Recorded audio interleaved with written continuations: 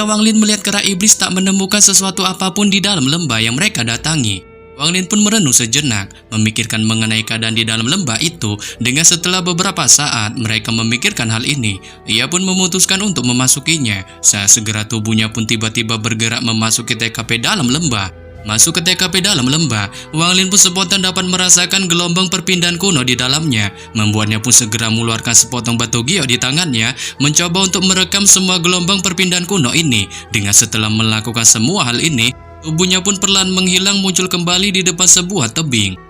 Namun tanpa diduga, tak lama baru saja Wang Lin sampai di depan tebing itu, sesosok wajah makhluk aneh pun tiba-tiba mulai bergerak di dalamnya. Dengan matanya tertuju pada Wang Lin, diikuti suara geraman bermusuhan yang dilontarkannya, tampak tak senang akan kehadiran dari Wang Lin. Melihat ini, Wang Lin pun tampak tak menunjukkan ketakutannya sedikit pun akan makhluk itu, melainkan ia sangat tertarik untuk mendapatkannya, mengingat menurut pengamatannya ia mengetahui makhluk itu merupakan seekor binatang roh berkualitas rendah yang sangat berguna untuk digunakannya sebagai penjaganya. Oleh sebab itu berniat untuk menangkapnya, Wang Lin pun segera membentuk segel di tangannya, mulai mengucapkan serangkaian mantra dari mulutnya, diikuti juga dengan teriakan keras hancurkan yang dilontarkannya. Saat setelah semua hal itu dilakukannya, sebuah kemampuan teknik edan ledakan pun segera mendarat di atas tebing, untuk kemudian meruntuhkan seisi tebing dengan suara gemuruh. Diikuti sosok binatang roh aneh memiliki paruh panjang, tampak seperti seekor nyamuk yang tiba-tiba melesat keluar ke arah selatan. Menyebabkan Wang Lin pun yang melihatnya segera menyebarkan akal ilahinya, mengunci binatang roh nyamuk itu sebelum kemudian dengan santuy mengejarnya, dibantu dengan Suligo dan iblis kera yang dimunculkan dari dahinya. Saat ketiganya tanpa basa-basi bergegas mengejar binatang roh nyamuk itu. Mengejar binatang roh nyamuk, Suligo dan kera iblis pun terus meluncurkan serangan ke arahnya, mencoba menghentikan pelariannya. Sebelum kemudian Wang Lin pun memunculkan sebuah cermin di tangannya yang segera mengeluarkan sinar cahaya hijau. Dengan sinar itu pun segera melesat ke arah binatang nyamuk, menyebabkan binatang nyamuk itu pun yang terkena sinar cahaya hijau itu, tubuhnya pun sontak tiba-tiba berhenti dalam sekejap. Tetapi baru saja binatang roh nyamuk itu terperangkap oleh sinar cahaya hijau dari Wang Lin, gas hitam pun secara mengejutkan dengan cepat tiba-tiba mulai keluar dari tubuhnya. Saat itu pun membuat sinar cahaya hijau yang menyelimutinya tiba-tiba dihancurkannya, sehingga menyebabkannya pun pada akhirnya terbebas darinya. Melihat ini, Wang Lin pun spontan menunjukkan keheranannya akan kemampuan unik dari binatang roh nyamuk itu. Saat ini pun membuatnya semakin tertarik padanya dan ngebet ingin menangkapnya. Dengan segera ia mengubah kemampuan cermin di tangannya yang tiba-tiba mulai berputar di belakang binatang roh nyamuk itu dan mulai mengcopy paste bentuknya yang segera muncul di dalam cermin. Saat hanya dalam beberapa tarikan napas, sesosok kloning binatang roh nyamuk pun keluar dari dalam cermin dengan spontan memunculkan raungan kerasnya yang tanpa basa-basi segera melesat ke arah binatang roh nyamuk.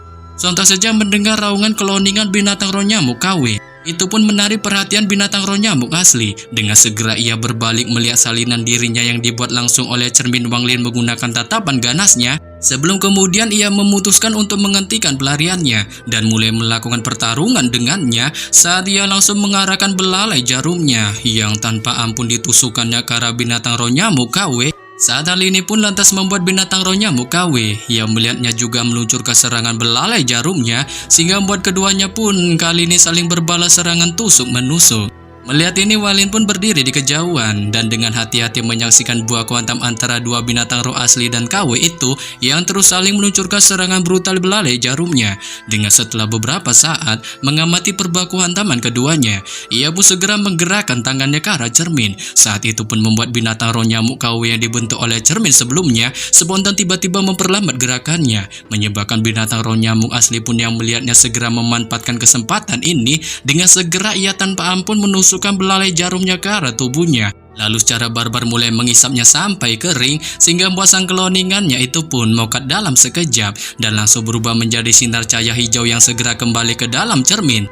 Namun setelah memokatkan kloningan KW-nya, binatang roh nyamuk itu pun tak menunjukkan niatan untuk menyerang Wang Lin, melainkan ia memutuskan untuk ngibrit kabur lagi darinya. Dengan segera ia berbalik melarikan diri seedan-edannya dari hadapannya, menyebabkan Wang Lin pun yang melihatnya tanpa tak akan membiarkan binatang roh itu kabur begitu saja. Saat segera ia melambaikan tangannya, memunculkan sebuah bendera kecil pembatasan atribut tunggal yang segera dikibarkannya. Dengan itu pun segera mengeluarkan sebuah larangan pembatasan yang langsung terbang seperti meteor menuju ke TKP binatang nyamuk roh. Melihat ini, keterkejutan hebat pun mulai dirasakan binatang nyamuk roh. Membuatnya pun berniat mengalau larangan pembatasan itu. Dengan segera ia lagi-lagi mengeluarkan kemampuan unik gas hitamnya yang mulai menyelimuti sekujur tubuhnya. Namun di balik perlindungan gas hitam, itu pun tampaknya masih kalah saing dibandingkan dengan kemampuan serangan larangan pembatasan dari Wang Lin. Saat itu pun membuat serangan larangan pembatasan itu berhasil menembus gas hitam dan mendarat secara mulus di binatang roh nyamuk tanpa hambatan, sehingga membuat binatang roh itu pun segera bergetar hebat jatuh dari ketinggian langit, dengan Wang Lin pun langsung menangkapnya. Menangkap binatang nyamuk roh itu, Wang Lin pun perlahan membaringkannya di tangannya dan mencoba untuk mengamatinya. Menemukan tubuh binatang roh itu dipenuhi banyak luka serta bercak darah ungu di balik retakan belalai jarumnya. Dengan dari kelihatannya, ia tampaknya saat ini berada di ambang kematian. Menyebabkan Wang Lin pun yang melihatnya tampak menunjukkan ketenangannya saat kemudian ia menggigit jarinya, meneteskan darah yang segera jatuh di antara mata binatang roh itu, dan kemudian mengeluarkan beberapa pil yang didapatkannya dari sekte awan langit untuk segera ditelan ke dalam mulut binatang roh nyamuk itu. Dengan setelah binatang roh itu menelan pil itu, tubuhnya pun tiba-tiba memancarkan getaran melepaskan gelombang debu abu-abu. Diikuti luka-luka yang dialami di tubuhnya pun perlahan disembuhkan. Bahkan retakan pada belalainya pun pulih dalam keadaan sedia kala. Dengan tak lama setelah pemulihan di tubuhnya itu, binatang nyamuk itu pun terbang keluar dari tangan Wang Lin, mengitarinya beberapa kali sembari mengeluarkan suara mendesisnya. Setelah binatang roh nyamuk itu mengitari Wang Lin pun kemudian mengeluarkan banyak inti roh dari tas penyimpanannya yang segera diarahkannya ke hadapan binatang roh nyamuk itu. Saat binatang roh nyamuk itu pun yang melihatnya, tanpa basa-basi secara barbar terus melahapnya. Dengan setelah beberapa saat melahap semua inti roh itu, tubuhnya pun kali ini pada akhirnya bertambah besar yang mengakibatkan perubahan luar binasa pun kali ini dialaminya, dengan belalai jarumnya menjadi tampak lebih mengerikan. Menyebabkan Wang Lin pun yang melihatnya merasakan perasaan takjub di wajahnya, sebelum kemudian ia pun memutuskan untuk menggunakan binatang roh nyamuk itu dalam penerbangannya kali ini. Dengan segera ia melompat dan mendarat di atas punggung binatang roh itu, diikuti pesan akal ilahi yang dikirimkannya ke dalam kepalanya, mencoba mengirimkan perintah agar mengikuti semua kemauannya. Saat setelah Wang Lin mengirimkan akal ilahinya itu, binatang roh nyamuk itu pun segera mengepakkan sayapnya, terbang secepat kilat, menghilang dalam sekejap dari TKP-nya. Melesat terbang menunggangi binatang nyamuk roh itu, Wang Lin pun terus melakukan penerbangan OTW menuju tujuannya. Dengan terkadang melewati berbagai rintangan binatang roh yang menghadang mereka, tetapi untungnya dengan kemampuan binatang roh nyamuknya, Wang Lin pun dengan gampangnya melewati halangan berbagai binatang roh itu. Saat setelah 8 hari melakukan perjalanan, Wang Lin pun pada akhirnya tiba di kota tujuannya. Sesampainya di kota tujuannya, Wang Lin pun dihadapkan dengan banyak bangunan besar dan kecil yang menutupi kota. Di balik banyak praktisi kuat di dalamnya, menyebabkan Wang Lin pun yang melihatnya tanpa basa-basi bergegas mendekati kota itu. Dengan ketika ia mendekati kota itu sambil berdiri di atas binatang buasnya, para penjaga kota yang melihat kehadiran mereka pun semuanya spontan menunjukkan ketakutan di raut wajahnya. Terlebih lagi ketika menatap binatang roh nyamuk mengerikan yang ditunggangi Wang Lin, perasaan merinding pun spontan dialami mereka, yang membuat bulu kuduk mereka pun kali ini berdiri. Namun melihat ketakutan yang dialami para praktisi ini, Wang Lin pun memilih untuk mengabaikannya dan berniat memasuki lebih dalam wilayah kota. Tetapi baru saja Wang Lin hendak memasuki kota, ia pun spontan merasakan 3 indera praktisi yang terbilang sangat kuat melesat OTW ke arah lokasinya. Menyebabkan Wang Lin pun yang merasakan hal ini, mencoba menghindari ketiga praktisi kuat ini. Dengan segera ia tiba-tiba memunculkan teknik menghilangnya, yang kali ini seperti jurik muncul kembali ke wilayah dalam kota, di balik binatang roh nyamuknya yang sudah disimpan kembali ke dalam tas penyimpanannya. Adapun kultivasinya, ia pun sengaja menyamarkannya ke tahap sedang. Dari kultivasi asli Nescensolnya saat ini, mencoba untuk mengelabui semua praktisi selama ia melakukan perjalanan di wilayah dalam kota. Pasca Wang Lin menghilang, 3 sosok praktisi pun tiba-tiba muncul di atas langit. Dengan ketiganya berpakaian sama persis, dan satu-satunya perbedaan mereka adalah warna pakaiannya. Mengetahui menghilangnya Wang Lin, salah satu praktisi berpakaian hitam pun spontan menjadi serius ketika ia melihat ke dalam kota. Dengan mengetahui gerak-gerik Wang Lin yang sepertinya tak ingin diketahui identitasnya. Oleh sebab itu ia pun menyuruh kedua praktisi lainnya untuk melupakan hal ini, yang selama Wang Lin tak menyebabkan masalah apapun di dalam kota, mereka pun tak akan membuat masalah padanya juga. Dengan setelah memberitakan hal ini, si praktisi berpakaian hitam itu pun memimpin kedua praktisi lainnya untuk melesat pergi.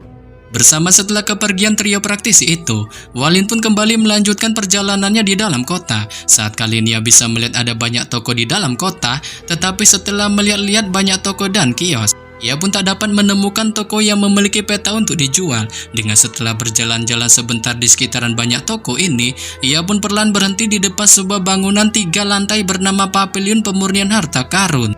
Tetapi demikian Wang Lin pun tak berniat untuk memasuki pavilion itu, dikarenakan ia teringat akan sosok pria tua aneh pernah ditemuinya di dalam pavilion waktu itu, yang oleh sebab itu ia pun memutuskan untuk terus berjalan di sekitaran toko kota. Dengan setelah beberapa saat Wang Lin berjalan, matanya pun tiba-tiba bersinar ketika ia melihat sebuah toko yang menjual batu giok, dan pada plakat di luar toko, ia juga dapat melihat jejak samar kekuatan spiritual.